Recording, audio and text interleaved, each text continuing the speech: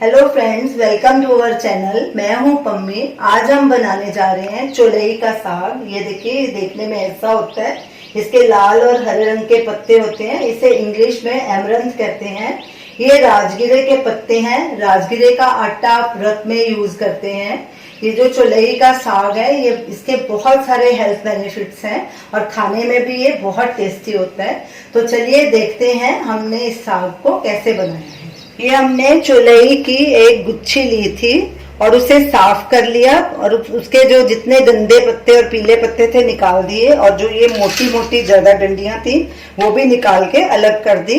और इन्हें हमने अच्छे से पानी से धोआ 3-4 बार, उसकी सारी मिट्टी भी निकाल दी और उसे सुखा लिया। साफ करने के बाद चौलाई का वजन 400 ग्राम है।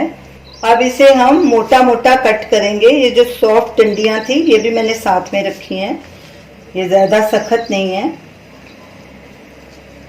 अब इसे ऐसे काट लेंगे।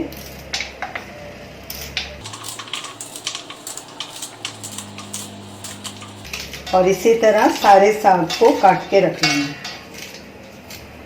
सारी चौलाई को हमने ऐसे मोटा मोटा काट लिया है। तो चलिए अब इसकी सब्जी बनाना शुरू करते हैं।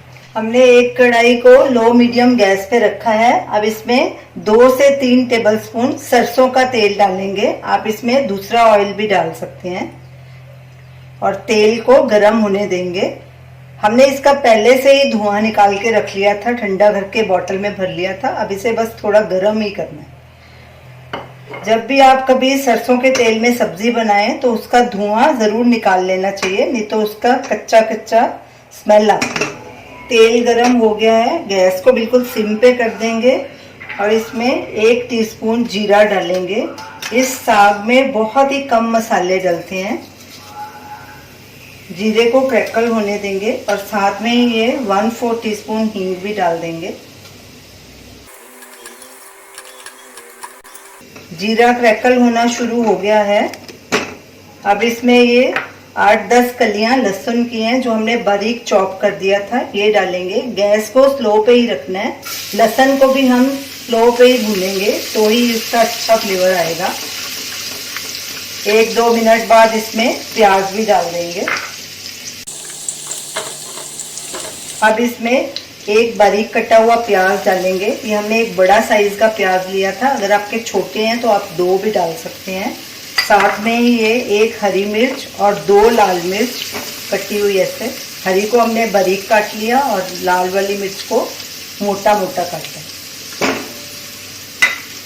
अब इन्हें भी भून लेंगे और प्याज को हल्का गुलाबी होने तक भूनना है।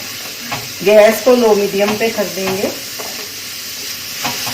पहले भी हमने चौलाई के साग की रेसिपी डाली हुई है, उसमें आलू भी डाले थे और बाकी कई इंग्रेडिएंट्स डिफरेंट हैं, तो इसमें हमने थोड़ा डिफरेंट इंग्रेडिएंट्स डाले। आलू वाले चौलाई के साग का वीडियो लिंक आप स्क्रीन पे देख सकते हैं। लहसुन और प्याज दोनों अच्छे से भुने जा चुके हैं। अब इसमें एक बारीक कटा हुआ टमाटर डालेंगे और टमाटर को भी नरम होने तक पकाएंगे। गैस को हमने लो मीडियम पे ही रखा है। टमाटर नरम हो चुके हैं। अब गैस को बिल्कुल सिम पे कर देंगे और इसमें मसाले बाकी के डालेंगे। नमक स्वाद अनुसार या 3/4 टीस्पून, क्योंकि ये साग जब भी गलने के बाद थोड़ा रह जाता है, इसलिए पहले हम कम नमक डालेंगे और ज़रूरत होगी तो डालेंगे। आप अपने स्वाद के अनुसार डालिए। लाल मिर्ची पाउडर 1/2 टीस्पून, क्योंकि इसमें हरी मिर्च और लाल मिर्च भी डाली हुई है साबुत। सूखा धनिया पाउडर 1 टीस्पून, हल्दी पाउडर 1/4 टीस्पून। गैस को बिल्कुल सिम पे कर देंगे और इन्हें भी 1 मिनट भून लेंगे। मसालों को भी हमने 1 मिनट भून लिया है। अब इसमें ये चौलाई का साग डालेंगे। इसमें पानी नहीं डालना, क्योंकि साग में भी पानी होता है। अच्छे से मिक्स करेंगे। गैस को बिल्कुल सिम पे कर देंगे।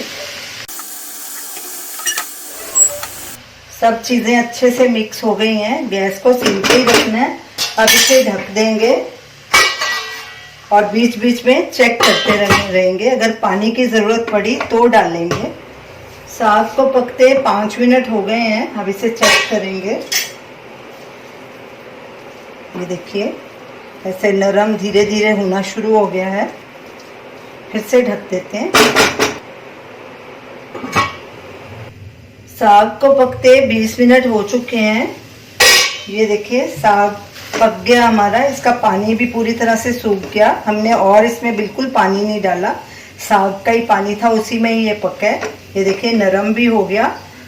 तो आप इस साग को ज़रूर ट्राई कीजिए। आप इसे बाजरे की रोटी, मक्के की रोटी, ज्वार की रोटी या गेहूं किसी भी रोटी के साथ खाएं। ये साग बहुत ही टेस्टी लगेगा। अब इसे हम एक बोल में डाल के ट्रांसफ़र करेंगे, गैस को बंद करेंगे। तो आप इस साग को ज़रूर ट्राई कीजिए और हमें अपना फीडबैक दीजिए।